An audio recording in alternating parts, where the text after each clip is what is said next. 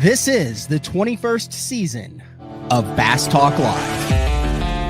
BTL is presented by Bass Cat Boats, Strike King Lures, AFTCO, Pro Guide Batteries, Spro, Gamakatsu, The Bass Tank, Denali Rods, Beatdown Outdoors, and Sunline. BTL coming at you.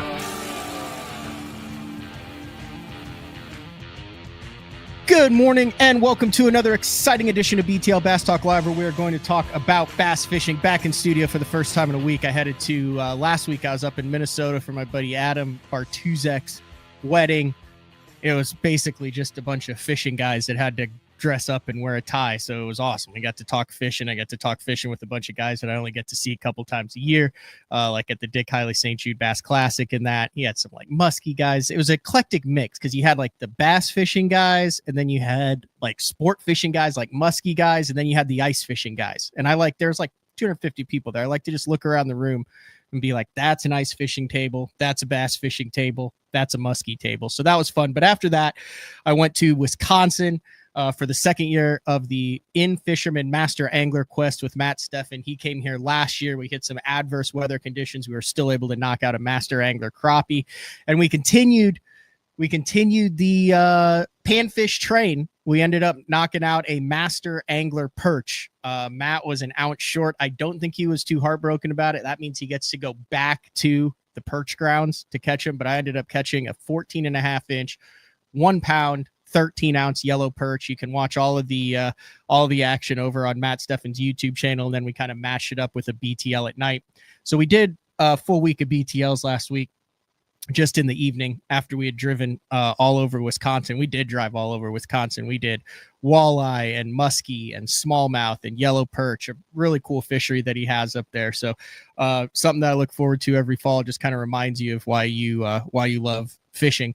We're going to have a week of guests on this week, and these guys also love fishing, not only because they catch them, but it's also very lucrative for them. We're going to kick off today's show with Spencer Shuffield, who I always like interviewing a guy who's been chasing a goal for a number of years. Like, a unexpected tournament win is nice, but when you got a guy who's been vocal about, hey, I want this. I've been chasing this tournament, who's been close before, who's been on the stage multiple times when the trophy is handed out, and then they get that job accomplished. To me, that's always a cool interview. We're going to get to hear about that. Spencer Shuffield, 4 years of fishing the U.S. Open, 2 second-place finishes and a 4th-place finish, and then he gets the job done. I mean, it was pretty impressive. So Kyle Grover, who won in 2023, was in 3rd. And then the one and only Ben Milliken jumped in the U.S. Open. Dang near won the thing, but then Spencer Shuffield came in. I was talking a little bit with Ben, texting with him, and he's like, dude, Spencer deserved that thing. Like, he's been so close. Like, he's got that place just super dialed in. He was like, it had no business winning that as dialed in as he is out there on Mohave. So we'll talk to Spencer here in a couple minutes. Then tomorrow, a double dose of Howell. You had Laker Howell, who in my recent memory is one of the first guys that I can remember winning a major tournament. I think exclusively almost on topwater. Correct me if I'm wrong here, but I can remember some tournaments where topwaters were a major player. I mean, there's no way you have to go all the way back to Zell with the Popar for a wire to wire topwater win.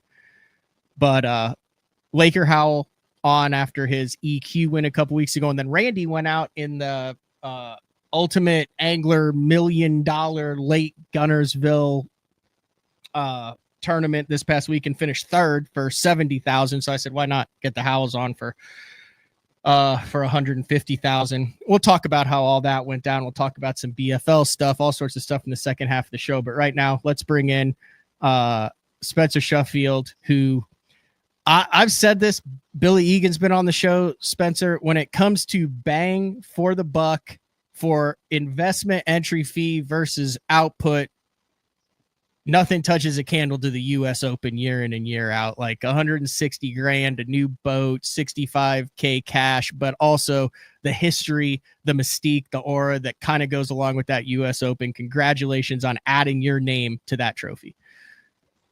Man, I appreciate it. Yeah, that's the one tournament I have wanted to win so bad ever since I fished it for the first time in 22. So to get that on the resume and just to accomplish that, it means the world to me for sure. What was it that made you want to jump in that US Open? You've been doing this for a long time. It was at Lake Mead. It moved to Mohave. I believe you've only fished it at Mohave that first year that it was at Mohave with the Lake Mead water levels down. 2022, Josh Bertrand wins that. You finished second by 1.5 pounds. But what was it in 2022 where you said, all right, I'm heading out west for this Derby? Well, I'd won the title up on the St. Lawrence River that year, and I've never been west before. Me and my wife, neither one of us had ever been west of Oklahoma. And I've got an uncle that goes out there and does a lot of elk and mule deer hunting, and he just talks to us all the time. And so we wanted to go out there and see kind of what it was about. And while I was out there, I thought I want to fish the U.S. Open. I mean, perfect opportunity, So we went out there and I fished that tournament and just absolutely fell in love with that area out there. It's just incredible to be a big old lake out in the middle of the desert like that, and it's just full of 4-pound smallmouth. It's pretty incredible. For those who haven't been out there, and I've never actually laid eyes on Mohave, it's on my bucket list to fish that tournament on Mohave as well.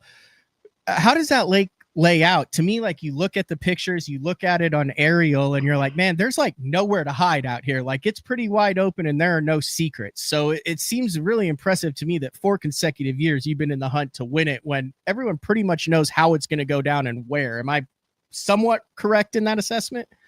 Yeah, I mean, it's such a good fishery. I mean, it's so full of 3.5-pound largemouth and 3.5 to 4-pound smallmouth. So, and it's not really any dead area. It seems like no matter where you want to go on that body of water, you're going to catch a lot of fish and their quality. So I just think it kind of spreads everybody out a lot for the most part. And I've just got a couple like little 2 to 2.5 mile sections that it just seems like has a little better quality every year. Instead of like 390s on the average that you're catching, you catch a 420 to a 460 every now and then. So, I mean, I just kind of really hunker down in those couple little areas and catch as many of them as I can. And it seems like a drop shot is, I mean, you can go there with 6 drop shots on your front deck and compete for the win, kind of looking back over the history of Mohave. Why is it that the drop shot and not some more of these, I don't want to say newfangled, but the Nikos and the minnows and the spy baits and things like that don't play? I mean, it seems like it's kind of a meat and potatoes, put a drop shot in front of a smallmouth and see what happens type of deal. Well, I mean, it's not that they don't bite the minnow. They eat it good out there. And I caught a bunch this week on a spy bait during practice, Okay. just having fun. Those smallmouth there act just like they do in New York. I mean, they bite the same stuff. Very aggressive, good biting smallmouth. The problem for me, it's just your bite to land ratio with a drop shot is nearly 100%. So that's why I stick with it. And you will have some come up and swerve the minnow. If you have 15 come to it, you're probably only going to get about 5 of them to bite. But if I get 15 to go to the drop shot, I'm going to get probably 10 to 12 of them to bite.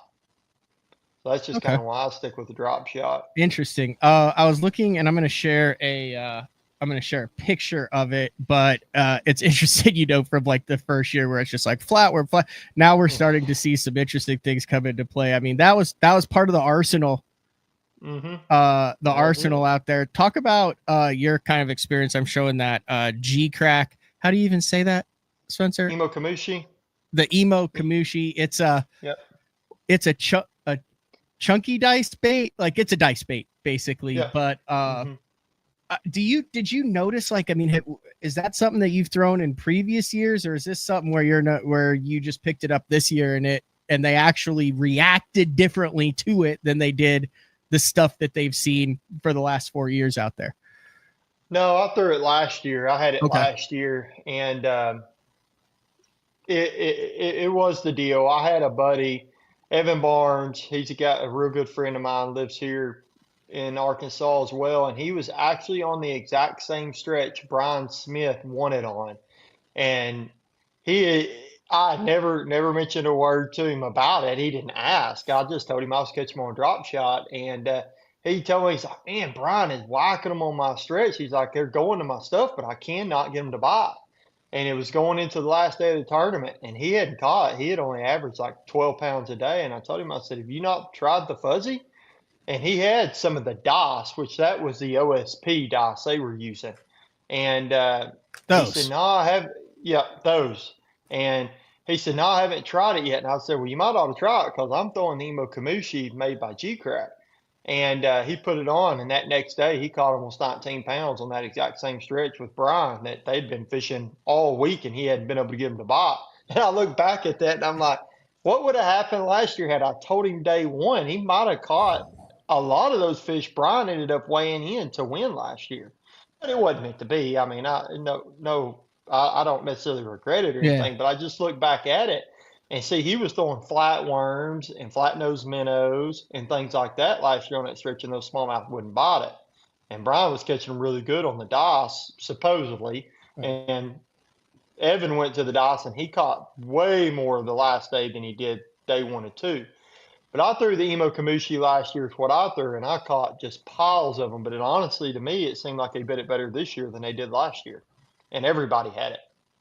Are you do you shake it? Do you slackline it? Do you dead stick it? I know I've fished it a little bit on leech in the Bassmaster Open. I was and then around Minnesota some, and I was actually, so I was like, you know, a smallmouth is a smallmouth, but I was like, my God, there are instances where they eat this stuff better than the Yeah. other. What's your preferred way to fish that thing? Well, me, I mean, I just throw it out there, and I'll try to keep, once it gets to the bottom, I try and keep my weight from moving, and I just shake it just enough to make the bait kind of quiver and Okay. and dance, whatever. Uh, but one of the things I've learned with the smallmouth is pretty much 9 out of 10 of them, if they're going to eat it, they when they see it, you're watching them on scope or whatnot, they see it and that bait comes descending down to the bottom, they run up to it, they fall it right down, and by the time you even get your line tight to go to shaking it, she's already got it eat. Very few of them do I get to bite if they didn't get it when it initially hit the bottom or on the initial fall. A lot of those smallmouth out at Mojave, I would watch them eat it before it ever got to the bottom. I mean, you'd see your drop shot and stuff going to the bottom. Here'd come the smallmouth, and you'd just see your weight stop below her chin. And so you knew she had it, and she's still 10 foot up off the bottom. So you could just reel down and lean into them. But most all of them would have it before you would ever pick up on it. You would just see them just disappear down the bottom with it. When you went to tighten it up, she was already there. Huh. Uh, you, like I said, made a lot of money in the U.S. Open over the last 4 years. You won 2 seconds, fourth place finish. Have you figured out a way on Mojave to incorporate your AAA angler to add any fish? I think I've maybe had you on one time before, which I need to remind me before we close this interview. I've been looking into cruises, and I had you and your dad on last time where you guys were talking about cruises. So I've got some cruise questions, maybe on the verge of pulling the trigger on one here in the next 6 months. But have you figured out any way for that AAA angler to add a bonus fish here or there? What's your kind of strategy when that angler gets in the boat? Because it's, for those who don't know, it's a shared weight format. It's supposed to be 3 days. It was 2 days with weather shortened event this year. But you know, it's if you catch 20 pounds, your co-angler has 20 pounds. If your co-angler catches 20 pounds, you have 20 pounds. It's your best 5 combined. You're basically a team for that day. But with the scoping and the way Mojave does, there's some guys that have incorporated that better, or how did that work out? Yeah, I mean, for one, first off, the shared weight format is the deal. Mm-hmm. There's no argument to it. I mean, that is the deal, especially with the FFS issues that everybody seems to be thinking that there is right now with BFLs, whatever. The shared weight format is the answer. Um, but out there, it is predominantly just a scope fest on smallmouth. And so if you want to have a shot to win, that is. So I mean, basically my triple A's, I tell them, just throw around wherever you want, whatever. Um, Let it go to the bottom. When it hits the bottom, shake it 2 or 3 times. If one doesn't have it, reel it in and do it again. And some of them want to drag around a little jig or a swim bait or whatnot. But for the most part, once they see you go to just catching one on average every 5 to 8 minutes on a drop shot, they're like, I need to be throwing a drop shot. And I mean, I try to explain to them, I'm doming these fish. I mean, I'm literally putting it on these fish's head. So Hmm. it's not that they're just eating a drop shot. It's the fact that I'm putting it in front of them. But I'll tell them, I pay attention. Sometimes, probably 50% throughout the day, one of these smallmouth will have 1 to 5 more with him. And so when I hook one, and if there's more with them, I'll tell them, throw right there, right where you see my line going in the water, 50 foot right that way, or whatever. Whenever this smallmouth comes up and jumps, land where she just jumped. And a lot of them will get bit on that cast because they're competing, very competitive. There's 4, 5, 6 of them. And a lot of times, even when there's only two, and I've got one of them on and one's following it, I'll tell my guy, dude, there's a 4 pounder right there with that one. Pitch over on it, and she'll follow him down to the bottom and eat it. Sometimes it works really well too. But for me, I mean, out there, this is my 4th year. Let's see, three years with 3 days, so that's 12. No, that's 9, and then 2. Yeah. So I've spent 11 days in tournament there, and I've weighed in a limit all 11 days. So that would be 55 bass. Am I correct there? Yeah, 50. it sounds, Yeah, yeah. I've weighed in 55 bass in the U.S. Open. Out of the 55, I've weighed in 53 of them. I've had two fish that a triple A's ever caught and weighed, and that was Interesting. both of those was on the very first year I ever fished in 2022. And I drew a guy from Canada that lives on the north side of Lake St. Clair. Guy was an absolute smallmouth master He, too, and he he knew could, what was up. And he caught a 5 pounder behind me that day. We had an wow. incredible day. Yeah, it was Uh, fun. I say that. So, Richard Nickel fished it. He's from Oklahoma. I think he said he's like 55 or 60 years old, but he hadn't ever fished it before. I talk about the US Open a lot on BTL, and he messaged me and he's like, hey, I signed up. I'm fishing the thing. Don't know anybody. I'm going out there. It was on my bucket list. And he sent me his links before, and he's like, you ever heard of these guys? And I hadn't. I said, I don't know, but they could be great locals. And then he messaged me on Thursday and he said, I'll just read the deal on how this format, I think for this style of tournament is the deal. He said, Matt, heading back from the One Bass US Open, great time, ended up 25th and in the money. He drew local from Bakersfield the first day. He said, what an unbelievable scoper at 23 years old. You'll be hearing about him. Second day canceled due to high winds. I caught a 3.72 smallie on the last day to keep me in the money. Great time, great experience. I'm glad you and BTL suggested it. I'm so glad I went. He said it was a great time. He said they all told me I really needed to fish the Clear Lake Open next year. And that's someone who had never been out there, is from Oklahoma, who fished as a AAA and was in, I think, 7th or 8th place after the first day with a quote unquote live scoper. But very cool. What was your interaction like with Milliken? I mean, he didn't really publicize that he was going out there. A couple guys knew that he was fishing it. He kind of showed up when I knew he was in the field. I was like, you know what? Like, Ben's been doing this a minute. Like Yeah. he knows how to catch it. We've seen what he's done out west. That was kind of a cool shootout that you guys had going into that final day on stage there at the end. I know there was a bunch of guys that were in it with the 2 days, but I mean, it was Milliken standing up there when you weighed in. Yeah, I mean, I've never met him before, but he seemed like a really awesome guy. I mean, I've watched a lot of his stuff on YouTube over the last 5 to 8 years, however long he's been doing it. I thought he was an awesome guy, man. Wasn't shocked to see him finishing second in that at all, just because of the fact, it is predominantly a scope tournament, and I knew he was going to do pretty well out there, no doubt. So. I kind of had him in the back of my head a little bit while I was out there that second day, just because the wind blew so hard that first that first day, that's what really had the weights dumbed down as bad as they were. Okay. And then that second day, not having any previous history of him out there, I'm thinking, they supposedly have some pretty secret stuff that they use to catch those big smallmouth up north and like Idaho and areas that they go. Just seeing them kind of make some of their posts, and I'm thinking, what if he's got something today the wind's going to allow, and he just shows these suckers something they've never seen. He catches a 25-pound bag of smallmouth because they're in there. Bertrand did it on the very first year, Yeah. and he's going to blow this thing away. And I'm like, man, that would suck because this is his first year out here. And I finished second my first year, and I don't want to finish second again. I want to win this thing. And so it would have been kind of a bummer, but it worked out. It worked out good. And like I've said, every one of these shows I've done since I've won or whatnot, I don't care if I ever win the U.S. Open again. I mean, obviously, I'd love to win it 10 more times. Mhm. I just wanted to win it one time. One time. That was it. I'm not a greedy person. I'll take second every year from now on, and I'll be just fine. I just wanted my name on that trophy one time. You've grown up in this sport. You know this game. What percent of anglers outside of the West Coast understand the prestige of the U.S. Open, even with social media, even with what Billy's done with it, even with the association with Bass and going to the Bass Nation Championship on that? Am I off base in thinking that there's still a huge chunk of guys who are sitting at home doing nothing in October simply because they don't understand the significance and the history of this event? Yeah, 100%. I didn't understand it until I went out there and fished one. And once you go out there and fish it, I promise you, you will not miss it again. I mean, you're just not going to. That tournament is incredible. It's so well ran.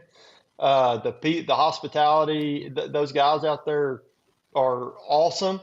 Um, Man, it's just fun. It's beautiful. It's absolutely beautiful. Me and my wife make a vacation out of it every year. We go out there, we fish that tournament, and then we, spend a couple of days extra coming back through Colorado, through the beautiful Rocky Mountains. And man, there's no way I would ever miss the U.S. Open. Lord willing, I'll be there for the next 20 years in a row.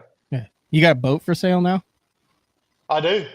I You do. wanna It's in, talk it up. I mean, you're talking to guys who bass fish right here. It's boat buying season, Spencer. Yeah, I mean it's a Z520R, brand new 250 Pro XS. It's got 3 lithiums and an AGM, no power poles, a manual jack plate, a Minn Kota Quest trolling motor, power pole charge, two 12-inch Lowrance, HDS Lowrance graphs. Let's see here, and I mean it's valued as it sits. I had a dealer tell me the other day, dealer cost on that boat is like $92,000, and first person to offer me 75 to 80,000, I can have it. Hit you up on social media. Yeah. Spencer Shuffield Fishing on Facebook or Instagram at Sheffield Fishing. It's interesting to me. This is one of the first times, so we have like a small sample size, but it's good. It's 4 years now. We talked about how consistent you are, and you mentioned how some of the other guys had little tricks there. But Bertrand, who won the first year on there, he was in the top 10. He ended up finishing 9th this year. Then Kyle Grover, who won in 2023, he ended up finishing 3rd this year.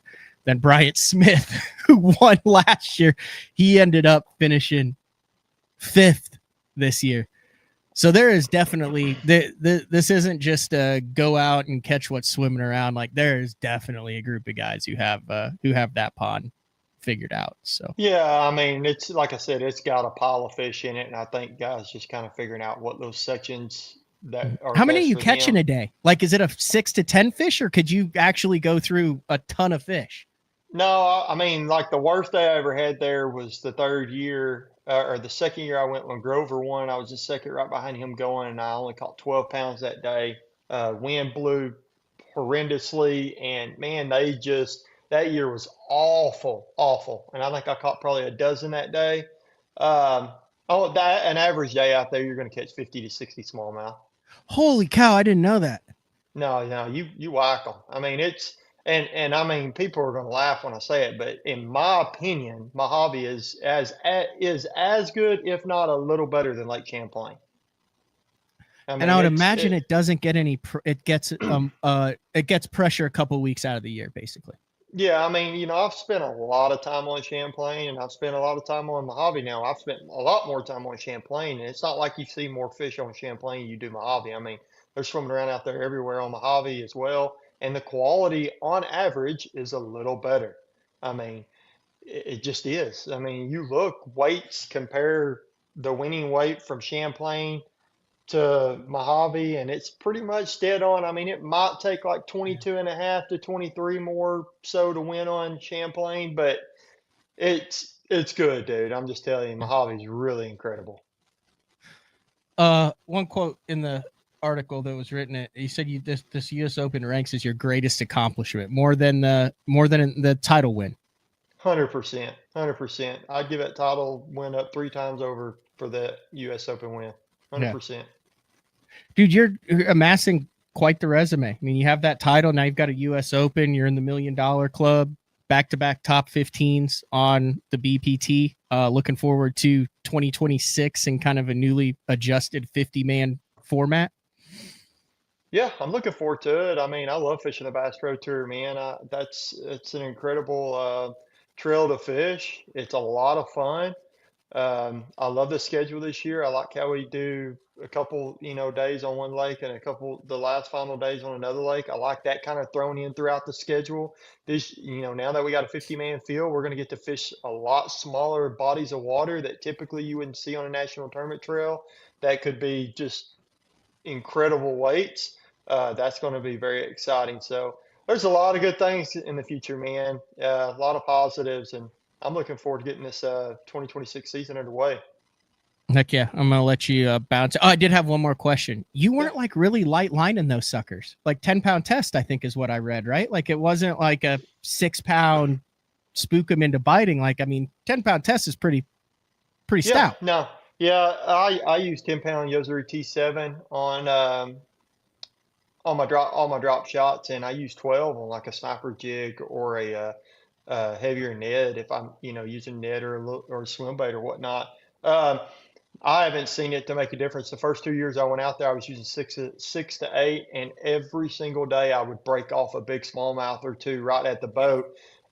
Their teeth out there are unlike any other smallmouth I've ever caught. Like they're a lot sharper, they're thicker, they're longer. Just they really got teeth, and they'll cut your line. It's not that they Huh. break in your line; they cut it. Are So there no I went, crawfish out there? oh, huge crawfish, dude, biggest And they crawfish still I ever have saw. teeth. Yes. The You would think sucker, it'd be the opposite. the crawfish are as big as your hand. They're bright red. They're puking them up everywhere in your live well. It's incredible. But no, their teeth around the rim of their lips are so dang sharp and thick. And so I went to 10 last year when I went out there, and I've never broke one off since. Interesting. They kind of And it look doesn't like seem to there's matter. different strains of smallmouth, right? And I've Yep. always thought over the last 4 years of looking at these, and you've had your hands on more of them than probably anybody, they look like a northern strain. Yeah. Yeah. They don't look They're like we catch like on a Texoma or something like that.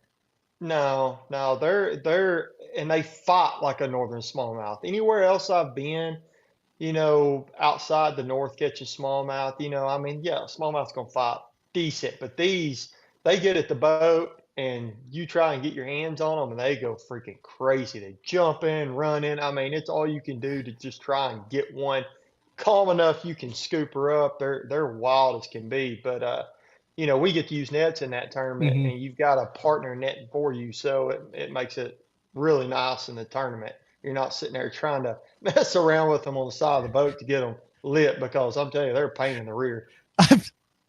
I'm glad we don't have co-anglers in the open anymore. I try to be like exceptionally nice to people. And Yeah. like if I look back over the course of my life at the times that I've just been brutally rude to people that I don't Yeah. know, every single time is me with a key fish on and someone that I just got in the boat with me netting it. And I look back at the video and I'm like, God, I probably could have been a lot nicer on that. I'm like, get it, you idiot! Net it, get it! What are you doing? No! And then like I go look back and I'm like, oh, this poor guy. Like that for some reason, like the only thing that trips in my head is when you have someone that you don't know that's trying to net like the fish that you need. Yeah, 100% high stress situation, and you're thinking out loud. Yeah. All right, dude. I greatly appreciate you jumping on. I know you've done a lot of these things. Hell of a way to end the year. 160 grand. Like I said, if you guys are interested in a new vessel for next year, Spencer does have that available. Sounds like you're doing a pretty good deal too. Spencer Shuffield, all of your social media, congratulations on a really good year and a heck of a way to wrap it up. So yeah, we were looking at the cruises, man. We're almost on a cold weather one though, but I remember you and your pops, you guys are warm weather cruisers. Yeah, we hop on one a week from Saturday. We're headed out. Me, the wife, my mom, my dad, all the kids. So we're gonna have a good time. We're going out of Port Canaveral though. So where does that take you? You can go to a bunch of places from Port Canaveral, but we're going to Nassau. How do they Turks and Caicos, I think is how you say it, and then St. Martin or St. Martin, St. Kitts down there, the Virgin Islands. Are you picking it up now that you just smoked the U.S. Open? Is this a Spencer Shuffield cruise lines now? No, we book them way ahead. Every year we spring break on my kids' spring break, and then fall break we go on one. And we're going on another one a week before Christmas. Have you ever looked over the side or off the balcony or anything and see tuna or pelagics or see fish busting on bait while you're just rolling across the open ocean? No, I never have. I mean, you see a lot of dolphins depending on where you take out at, or wherever you're porting from. You'll see a lot of dolphins. They'll follow you out for a long ways, but out actually on the ocean once you're out there, I mean, because I spent a lot of time just staring down in the water like, man, it looks like I just imagining being out in a bass boat in those waves, and you're trying to measure them like, what would that be like right now if I was standing out there on the trolling motor? You know what I mean? Yeah. But you'll see a lot of flying fish, lots of flying fish if you watch. And we've seen it. We've seen some stingrays. We have seen some stingrays out there in the middle, but other than that, that's it. All right. Spencer Shuffield, 2025, one bass, U.S. Open champion from the pro division on Lake Mohave. That's got to sound good to hear. Yeah, man, I love it. I really do. I'm gonna cherish that trophy in that event for the rest of my life. I don't know. I have a feeling you might add a couple. Maybe. We'll see. I'm going to be out there no matter whether they keep going to Mojave or they switch it to Meade or go to Havasu or Clear Lake or wherever. I just enjoy that event. I can't wait to go out there and fish the next one. All right. Thanks for the time. I appreciate it, Spencer. See you, buddy. Thank you. All right. That is Spencer Shuffield. Like I said, some really good interviews with Spencer. I love when him and his dad, Ron, were on and talked about it. So I can't thank him enough for taking time this morning. There's a lot of other stuff that went down this past week. You can get a truncated version of it tomorrow out on the Best on Tour this week with Dave Rush. But when we come back, I want to dive into the BFL news, and we'll just kind of put it out there and just see how that goes. It's BTL on a Monday, back in studio October 13th, 2025. The new Puma STS has been redesigned from the ground up. With the angler, design, function, and performance in mind, nothing on this new offering was compromised, and the only thing carried over from the previous version is the name. Based on the Soft Touch series hull that started with the flagship Jaguar, this new model is nimble and performs incredibly well at all speeds with either a 250 or 300 horsepower engine. Featuring a new 96-inch wide-body footprint, this hull measures out at 20 foot 7 inches in length. Industry-leading design coupled with tournament-winning performance. The Puma STS from Basscat. Feel the rush.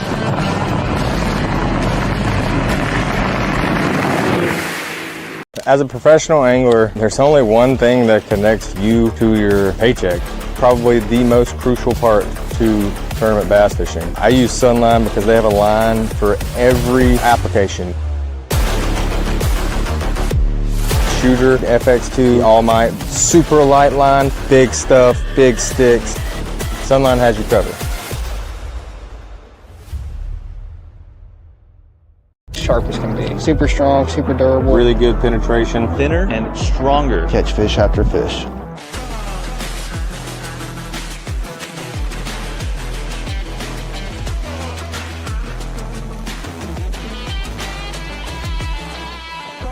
want to make sure that I'm using the best stuff possible. World's finest hook. World's finest hook. Gamakatsu. World's finest hook. At Beatdown Outdoors, we know you depend on your gear to hold up in any condition. We built for that. We test for that. In fact, we pride ourselves in that. Because we know when the time comes to test your gear, you aren't going to take it easy, so we won't.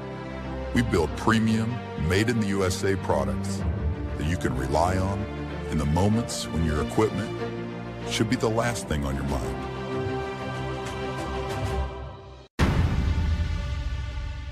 I fish in some of the worst elements across the country.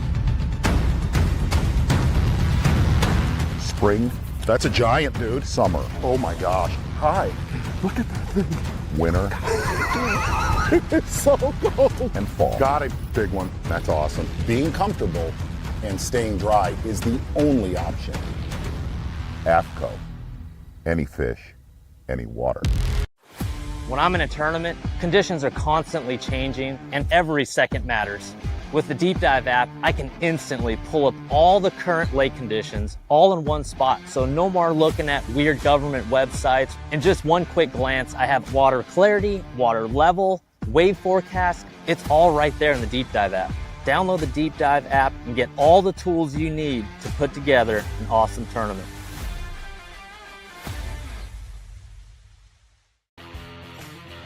All right, welcome back. BTL on a Monday. Press release from October 9th. MLF announces, this is interesting because this is kind of buried in the press release. I don't fish BFLs. I don't really care either way. This thing is interesting. MLF announces lower entry fees, bigger payouts for 2026 Phoenix Bass Fishing League. MLF's grassroots circuit enters 2026 season with reduced entry fees and improved payouts, setting the stage for the most rewarding season in the league's 46-year history. I was like going into the old timers' house, and they've got the Red Man spittoon up there for their BFL, for their old school BFLs, as back 25 years ago. All right. Talks about yada yada, super tournaments, payout structure. Since it's inaugural, it's the foundation for all this premise. And then there's this line that says all BFL events will include restricted use of forward-facing and 360-degree sonar technology, limited to 3 hours of consecutive use per day, maintaining a fair and balanced playing field for all anglers while emphasizing skill and strategy. I think you have to give MLF a chance to see how they are going to implement this, to enforce it, and to follow it. Gut reaction, this is similar to the Bassmaster release where you don't placate anybody with this decision. The co-anglers and the anglers who do not want forward-facing sonar in the game aren't going to be happy because there's still 3 hours of use on it. The anglers who want to fish with forward-facing sonar available to them are not going to be happy because now they have 2/3 without it. Obviously, the BFLs are looking. There's two things that the BFLs are trying to do. One is bring anglers back to the BFL platform. The BFLs, I'll say it here, are not what they were 15 years ago, not what they were 10 years ago, not what they were 8 years ago. You can look at certain divisions that have maintained good numbers, but there's a lot of divisions that are really down. You're seeing 40, 50, 60 boat BFLs, unheard of, where it would have been 200, 220, 230. You're seeing a very discrepancy of co-anglers where, you used to have a link and things like that. You're seeing co-anglers who aren't fit. Now, they also changed the payout model. And, if you're not a Phoenix boat owner and stuff, it just kind of depends on what you're looking at. Are you looking at payout? I mean, the payout for the top 10 is, quite frankly, the last couple of years has been embarrassing unless you win it and you're contingency rich on it. So the BFLs are a lot, the BFLs, the Bass Nation, the Federation, those type of things. Those are the grassroots guys. Every single person over the last 30 years that have come up through the sport, some exceptions a little bit now with some of the collegiate options and West Coast options, but for the most part, I'll fish the BFLs at some point. You can go back and look at 100. Well, depends on who you want to call a professional now. 152 that do this at the Elite Series and the BPT level. I'd venture to say 150 of them have fished a BFL at one point. So I will work on getting, once that is out, as far as how they're going to enforce that, how that's going to work at that level. I've talked with some professional anglers before, and there is a massive difference between someone who does this professionally, who has people that help install, that can change their configuration on the boat, and someone who does this recreationally but tournament fishes. If you're going to have to be changing your electronic setup, moving it, taking stuff on, taking stuff off, I'm just curious to see how it works. The other big thing is Tucker Smith is a freaking beast.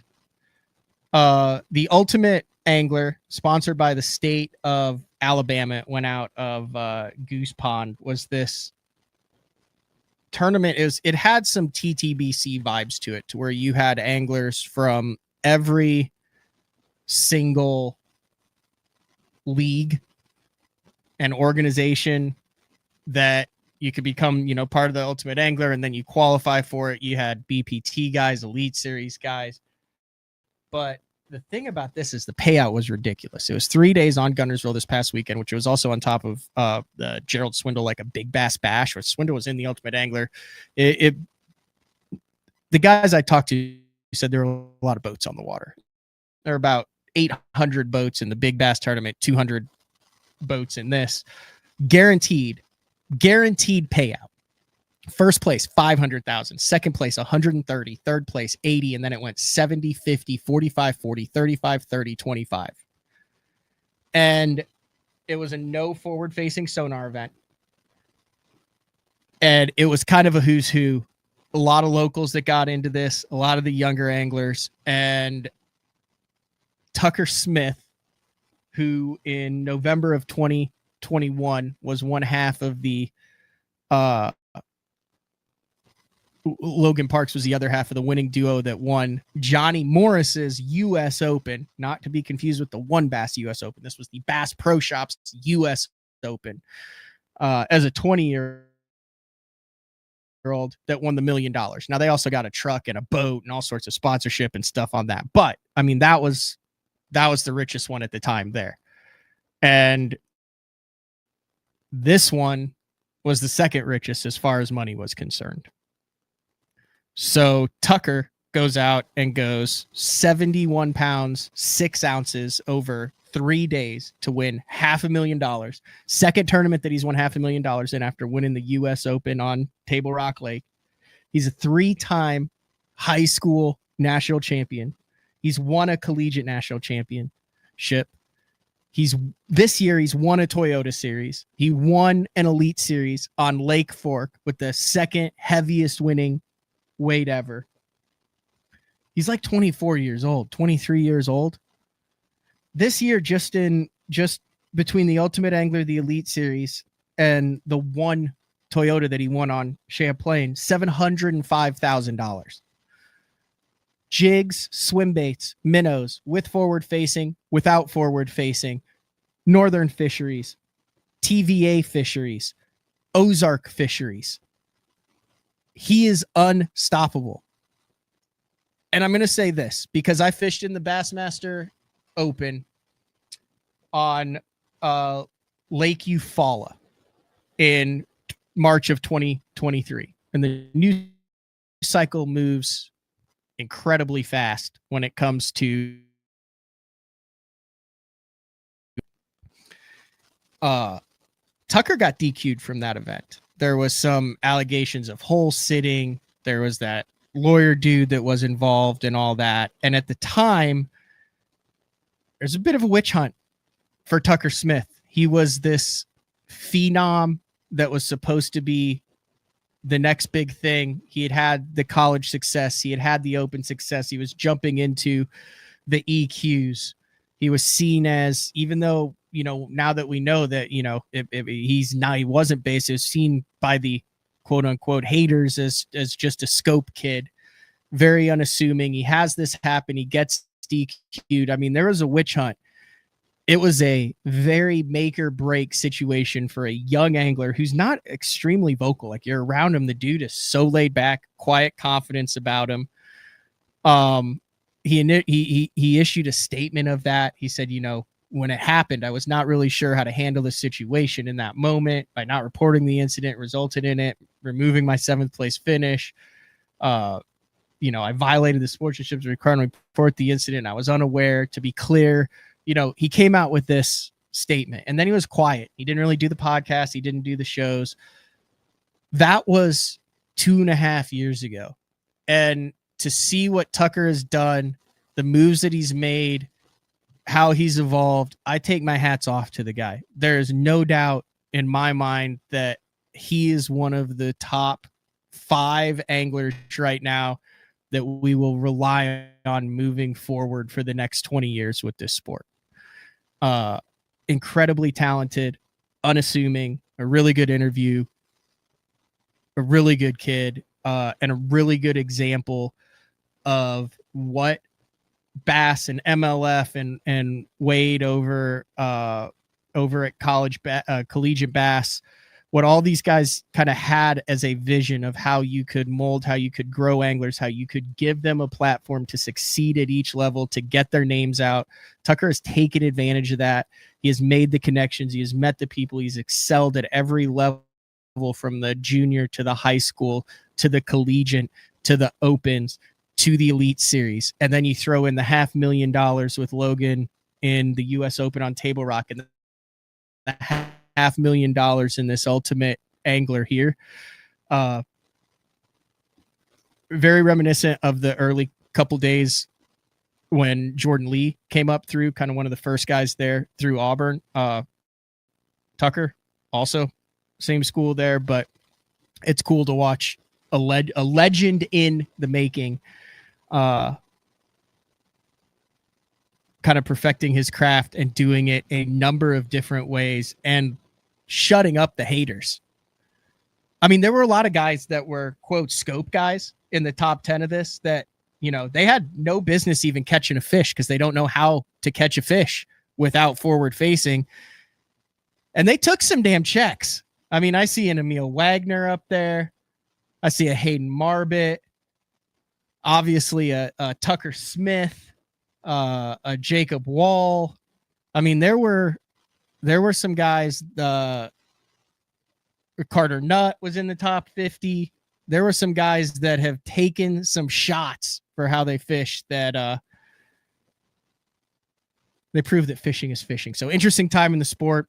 Really looking forward to tomorrow's show. I don't think Randy or Laker know this. Well, I know Laker doesn't, but 7 years ago, I went to Gunnersville to film which was a 20 feet deep documentary. And I think where they're going to be doing the interview from, I was filming with Randy Howell on the day that they were breaking ground for the house that they're currently in. And Laker was like 12 years old, something like that. So I think Randy and Laker Howell tomorrow on BTL. So big shout out to Spencer Shuffield. Appreciate the time. And I'm going to get all of I don't have any of the audio out for that Master Angler Quest. I'm going to put all those out on YouTube or on iTunes, and then this show will go out after. So this has been another edition of Day 4 of Bass Talk Live. I've been doing that a lot lately. It's because I talk to Frank every day because all the clothing is starting to ship. Another edition of BTL Bass Talk Live. Same time, same place. Tomorrow morning, we'll talk to everyone then. See ya.